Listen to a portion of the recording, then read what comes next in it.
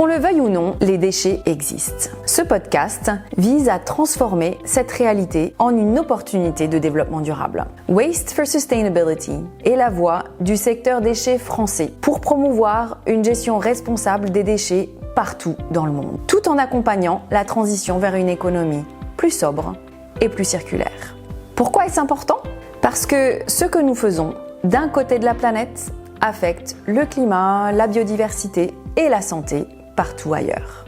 Waste for Sustainability, les déchets au service du développement durable. Podcast numéro 1, la structure qui sous-tend une gestion durable des déchets.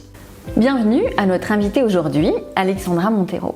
Alexandra est coordinatrice senior à l'Agence française de développement, donc AFD, et elle est responsable de l'équipe déchets solides au sein du département développement urbain, urbanisme et logement. Alexandra, pouvez-vous nous dire en quelques mots comment l'AFD contribue à une gestion des déchets au service du développement durable ? Bonjour Corinne, enchantée d'être là avec vous pour partager ces moments autour de la structure qui sous-entend une gestion durable des déchets. Alors, l'AFD est une institution bilatérale française qui finance, accompagne et accélère les transitions nécessaires à un monde plus juste et résilient. Donc en fait, on applique et on contribue à la mise en place de l'aide publique au développement française et à l'atteinte des objectifs durables et de la solidarité internationale. On est présent sur 166 pays dans le monde et sur les 11 agences et départements d'outre-mer. Nous apportons à nos partenaires locaux un accompagnement technique et financier nécessaire pour instaurer des solutions qui visent à concilier le développement économique et la préservation des biens en commun, c'est-à-dire la lutte contre le changement climatique, la préservation de la biodiversité, les aspects liés aux services essentiels, la santé, le bien-être de la population. Or, la gestion de déchets mal adaptée a justement un impact direct sur l'ensemble de ces éléments, autant sur le climat que sur la biodiversité, que sur la santé des populations, que sur l'environnement. Donc, fort de ce constat, progressivement l'AFD a intégré dans ses financements des composantes visant à créer et à optimiser la gestion durable des déchets auprès de nos partenaires locaux. Alors, merci beaucoup pour cette présentation et ça nous amène à parler du sujet d'aujourd'hui sur la structure et les organisations qui sous-tendent une gestion responsable des déchets. Donc notre discussion aujourd'hui s'adresse aux autorités locales et nationales d'ailleurs, et ainsi qu'à tout porteur de projet de gestion des déchets à l'échelle locale. La mise en place de ces projets nécessite de s'organiser et de penser à tout un tas de choses.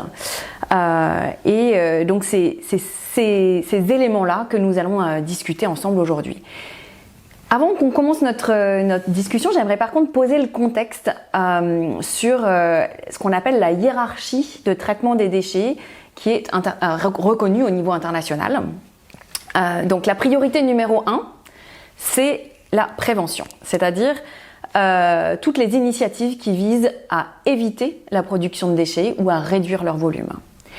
La priorité numéro 2, ça va être la valorisation des déchets produits.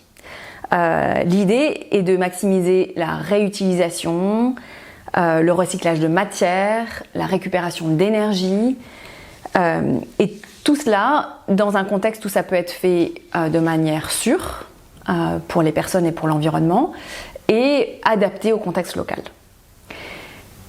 La priorité numéro 3, c'est éliminer ou stocker les déchets qui n'ont pas pu être évités et qui n'ont pas pu être valorisés. Et donc cette élimination et ce stockage doivent se faire avec la mise en place de technologies qui permettent de limiter les impacts à la fois sur l'environnement et sur la santé.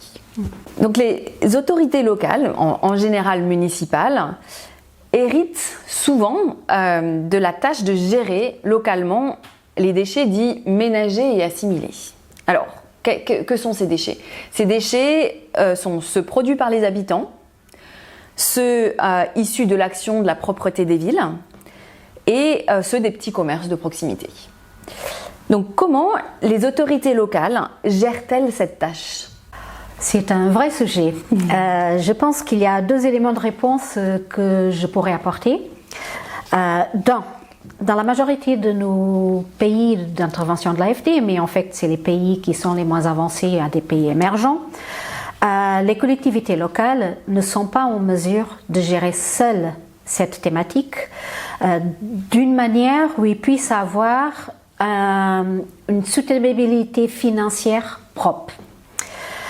Par ailleurs, le contexte local est unique en fonction des géographies et doit être pris en considération avant toute solution qui pourrait être apportée. Alors, si je dis que les collectivités locales ne peuvent pas le faire seules, ce que je veux dire, c'est qu'en fait, il faut intégrer dans le soutien et dans la façon comme la collectivité locale peuvent prendre en compte la thématique de la gestion des déchets, 5 maillons. Et ces 5 maillons impliquent une diversité d'acteurs, allant du privé au public, aux ministères centraux et aux différentes parties prenantes, sociétés civiles, ONG, groupements de population, etc. Ces 5 maillons, c'est un premier maillon qui est un maillon réglementaire et de planification et qui se met en place souvent par la mise en œuvre de politiques publiques qui peuvent être nationales, régionales ou locales. Voilà. Il y a un maillon financier et fiscal qui est, lui, à développer à travers des mécanismes des financiers qui sont propres et qui doivent être en mesure de prendre en compte les challenges de financement auxquels les collectivités vont faire face, finalement. Un maillon local et de planification intégrée, finalement, qui prend en compte, finalement, l'ensemble du contexte très local de la collectivité et les différentes questions de voirie, d'énergie, d'accessibilité à l'énergie, de gestion au niveau de l'eau et d'accès à l'assainissement, autant solide que liquide. Et puis, un maillon qui est de formation et de recherche, puisque ces maillons vont pouvoir aider la collectivité locale à porter finalement et à développer des compétences propres et au plus adaptées à travers de systèmes d'éco-conception ou d'autres types de systèmes qui pourront répondre finalement à leurs besoins. Et un dernier maillon, mais qui est loin d'être le dernier, qui est le maillon de sensibilisation citoyenne, qui est le maillon qui va permettre finalement de sensibiliser le mot le porte bien, à la population locale à la question de la gestion des déchets, à l'importance de changer sa propre consommation et finalement va amener à la première ligne de cette hiérarchisation des déchets qui est la prévention de la formation des déchets. Est-ce que cette prévention à elle seule va nous aider peut aider les collectivités locales à résoudre ce problème des déchets? Malheureusement non, en fait. La solution de gestion de déchets, elle est vraiment une solution qui doit être vraiment appliquée au contexte. Les contextes sont très différents. La composition des déchets elle-même est déjà très différente. La capacité qu'a une collectivité locale et la situation exacte actuelle, c'est que dans la réalité, l'optique du zéro déchet est loin d'y arriver. Entre-temps, les déchets vont continuer à être produits.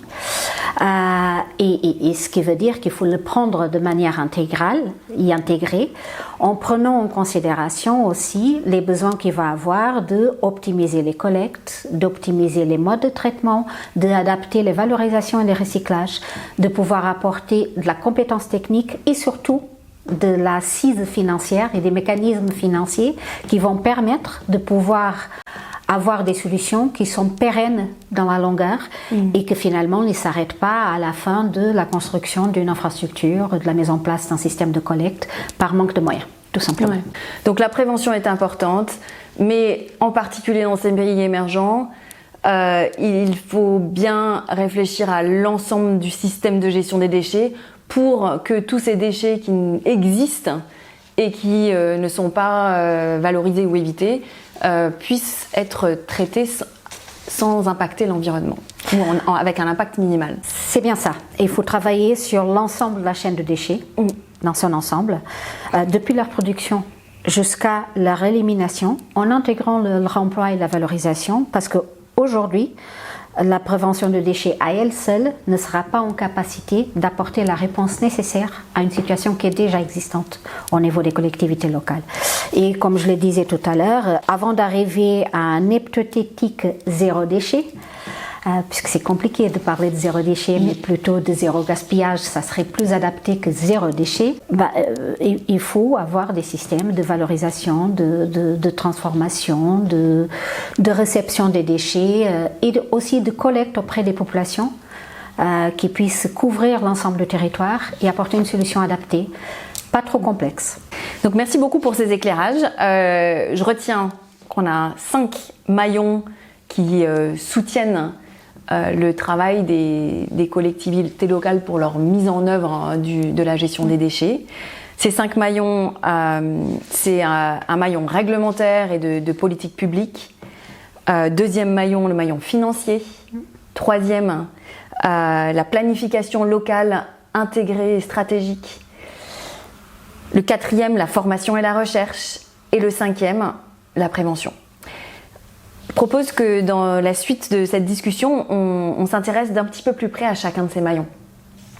Donc le premier maillon dont vous nous avez parlé, c'est ce maillon des politiques publiques du secteur déchets et adaptées à leur contexte local. Donc en quoi ces politiques publiques aident la mise en œuvre de la gestion des déchets ? Alors les politiques publiques traduisent finalement la volonté et la vision politique et elles se définissent à travers un ensemble de lois, de réglementations et de cadres normatives que définissent la stratégie d'intervention d'un pays, d'une région, d'une géographie et les objectifs qui sont à atteindre en termes d'objectifs chiffrés par exemple sur un secteur propre. C'est pour ça qu'on l'appelle politique publique sectorielle.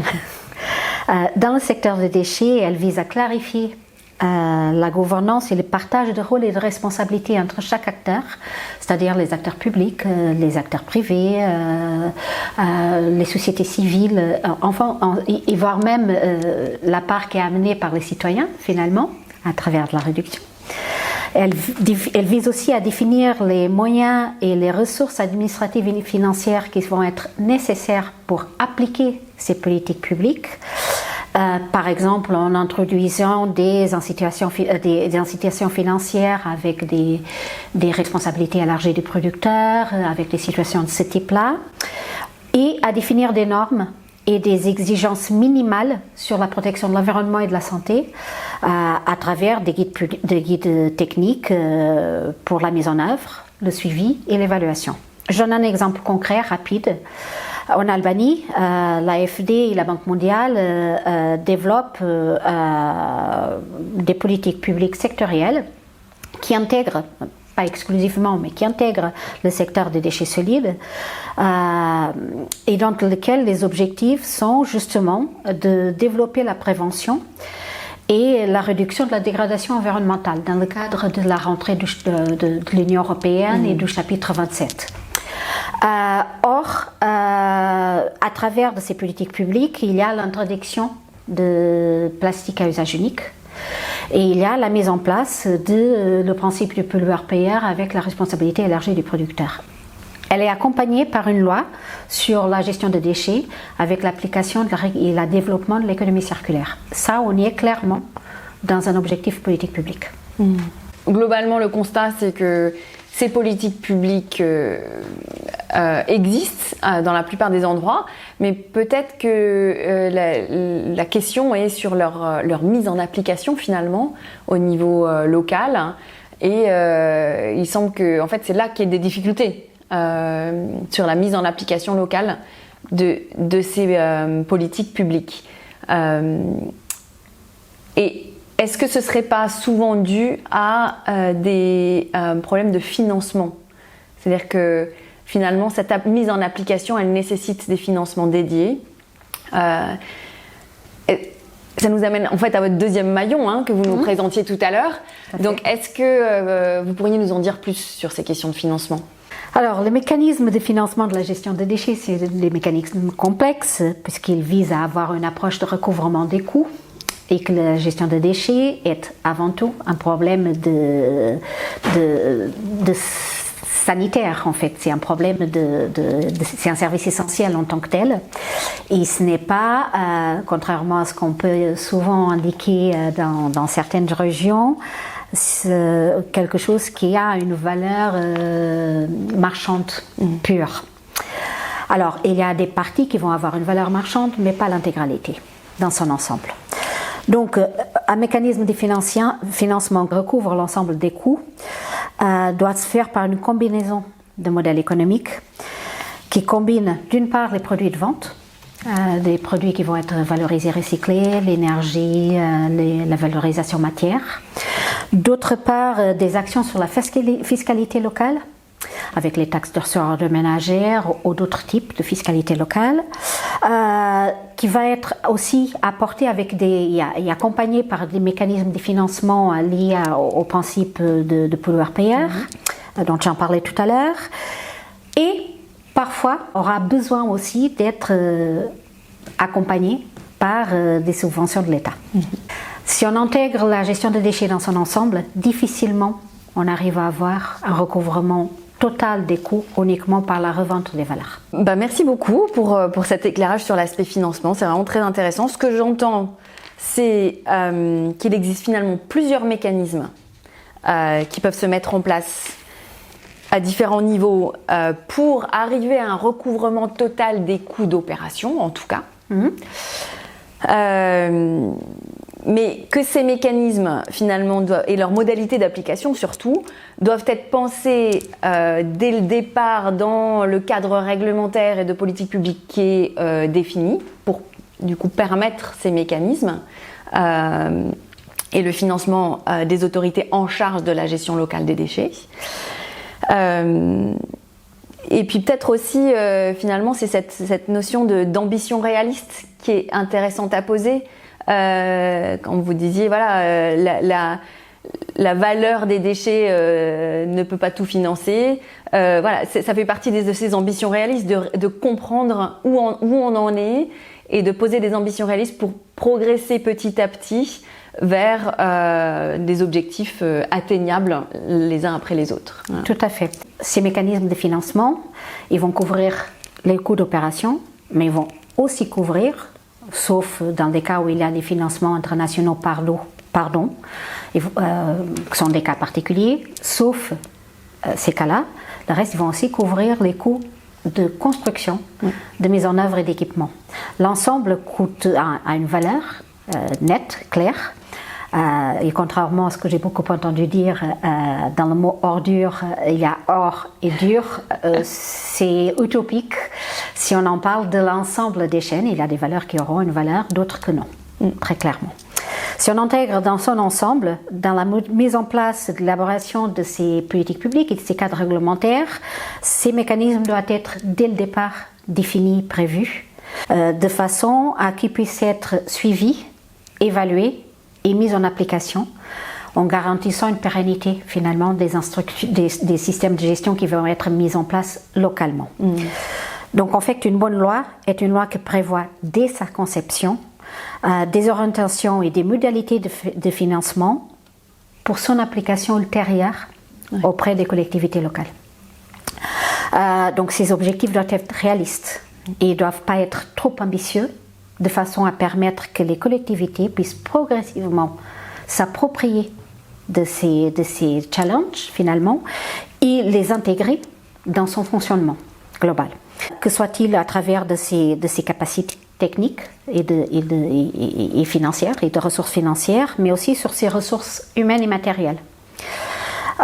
Donc, il faut prévoir un passage progressif de l'application dans le temps et ne pas être trop ambitieux dès le départ dans nos politiques publiques et dans nos objectifs pour ne pas finalement aller vers un échec. Vous mentionnez cette transition progressive vers une gestion responsable des déchets et une plus grande circularité dans cette gestion qui s'appuie finalement sur ce maillon dont on a parlé à plusieurs reprises, qui est celui de la planification locale, intégrée, stratégique. Donc ça nous amène à réfléchir que finalement chaque contexte local est particulier.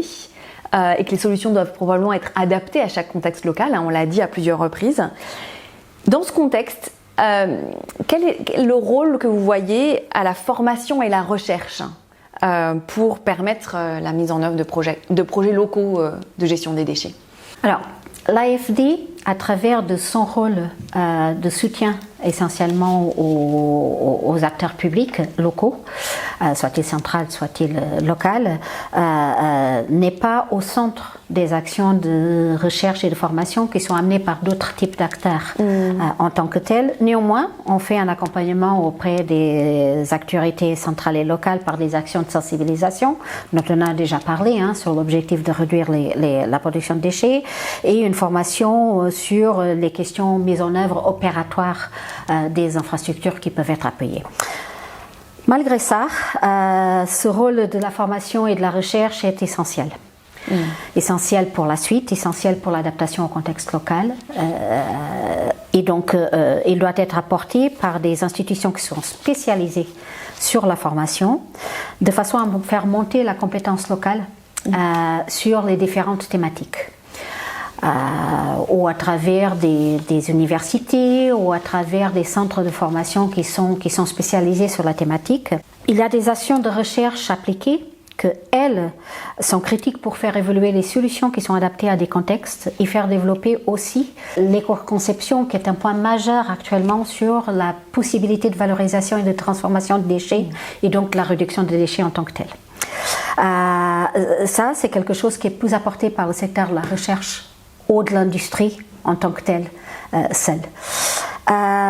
Et puis la recherche peut accompagner justement sur cette transition vers une plus grande circularité et donc, comme j'indiquais, de pouvoir optimiser et maximiser des solutions de récupération d'énergie, de valorisation matière, de valorisation organique qui sont indispensables pour finalement l'intégration de la circularité des matières avant qu'ils deviennent un déchet en tant que tel. Une des autres choses qu'on entend quand même souvent, c'est l'importance du secteur de la recherche appliquée sur l'intégration du secteur informel des déchets. Donc c'est toutes ces petites mains qui aident finalement ou qui jouent un rôle essentiel dans le recyclage, en particulier dans les pays émergents dans lesquels il y a très peu d'industrialisation de ces chaînes de recyclage. Donc je voulais juste faire cette parenthèse supplémentaire et rebondir maintenant plutôt sur l'aspect, donc vous nous avez parlé à plusieurs reprises de ces actions pour soutenir l'évitement de la production de déchets. Et effectivement, les chiffres sont alarmants. Si nous nous en tenons au scénario du statu quo, c'est-à-dire si nous continuons à avancer comme nous le faisons aujourd'hui, nous pourrions faire face à une augmentation de 70% des volumes de déchets domestiques d'ici à 2050 par rapport à 2016. Donc c'est énorme. Et ma question c'est comment cela affecte-t-il la structuration de la gestion des déchets locaux et finalement qui doit agir pour inverser cette tendance ou pour atténuer cette tendance? Vaste sujet. La prévention va bien au-delà des intervenants locaux en fait. Alors c'est la sensibilisation, les changements de comportement peuvent être menés localement. Ils doivent être soutenus par des campagnes qui sont nationales et internationales de façon à intégrer ça dans les approches qui vont depuis le détectage des produits jusqu'à la conception du produit lui-même en fait. Réaliser la transition de l'industrie dans la production vers une éco-conception repose uniquement sur des mesures nationales et internationales. Et ça dépasse largement donc les cadres locaux qui sont pourtant les premiers concernés, puisque la compétence est généralement décentralisée, même si le financement ne l'est pas toujours. C'est un point majeur sur ces aspects. Et donc, parlons de financement, la transition des modèles économiques sont aussi des facteurs majeurs sur lesquels il faut réfléchir au niveau des cadres économiques locaux, mais aussi des cadres économiques nationaux et aussi internationaux, de façon à éviter des problèmes de compétitivité entre régions et de façon à pouvoir maximiser finalement ces valeurs, tout en restant sur des traitements de proximité, mine de rien. Finalement, les gestionnaires locaux de déchets doivent planifier eux-mêmes et s'adapter autour d'un volume qui est incertain, lié à la consommation, lié au contexte de mondialisation du pays local. Et il devra attendre un système de déchets qui, à l'avenir, est autant pérenne que possible, intégrant l'ensemble de ses particularités. C'est un vaste sujet. Bon, merci beaucoup pour ces éclairages. Donc, effectivement, il ne suffit pas d'avoir une stratégie nationale qui fixe des objectifs de réduction, mais il y a tout un enjeu d'impliquer, de mobiliser le secteur privé et les instances internationales sur cette transition vers une réduction des volumes de déchets. Nous arrivons à la fin de notre podcast. Donc, en quelques mots, quelle serait votre recommandation à des porteurs de projets qui aimeraient mettre en place un projet à financer, comme ceux que vous voyez défiler sur votre bureau? En fait, pour qu'un projet soit réussi, il faut travailler de manière concomitante sur 4 axes globaux. D'une part, il faut travailler sur le sujet de politique publique, des actions et des objectifs dont on a défini, tout en restant réaliste sur les capacités locales. Donc les adapter au territoire local. Il faut structurer la gouvernance, les responsabilités, voilà, et les mécanismes de financement qui sont adaptés au contexte. De manière à avoir un secteur qui se développe de manière pérenne et qui a la capacité de recouvrir les coûts totaux liés aux coûts d'opération, mais aussi aux coûts financiers de construction des équipements. Mettre en place des infrastructures et des équipements nécessaires et des technologies qui sont adaptées et abordables au contexte local, en termes financiers, mais aussi en termes de capacité technique, de type de déchets produits, finalement, et développer des campagnes de sensibilisation et de formation aux acteurs locaux pour qu'ils soient en mesure d'assurer le fonctionnement de ce système. Travailler sur ces 4 points, c'est ça qui est la clé du succès sur un projet. Et pour en terminer, je dirais qu'avant tout, il faut savoir écouter le partenaire local et s'adapter à un contexte et pas arriver avec des solutions toutes faites qui ont marché dans une certaine géographie parce qu'elles peuvent ne pas être adaptées à la géographie en question. Donc s'adapter avant tout est la clé du succès. Merci beaucoup Alexandra, merci à nos auditeurs. Dans un prochain podcast, nous aborderons plus en détail la composante financement parce que c'est vraiment un sujet central. Nous vous invitons donc à visiter le site web du Partenariat français pour les déchets pour trouver des ressources sur l'ensemble de nos sujets traités en podcast. Et pour découvrir nos futurs épisodes, abonnez-vous à notre chaîne Waste for Sustainability sur les plateformes Spotify, Apple Podcasts et YouTube. Merci Corinne.